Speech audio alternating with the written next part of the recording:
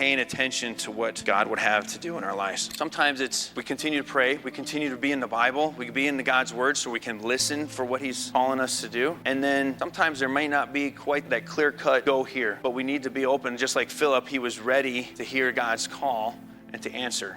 God's grace and mercy then, as we're trying to seek God's will for our lives, Philip, he stayed attentive to what God's will was going to be, what God's call was going to be. Whether it was in his success and he was told to go down to the desert road, was sitting there waiting on the side of the road, waiting for what God's will was next. Maybe we're in that point of our life, sometimes we're waiting, but we need to be in God's word. We need to be in church. We need to be under the instruction of God and praying, and then be actively listening, paying attention to what God would have to do in our lives.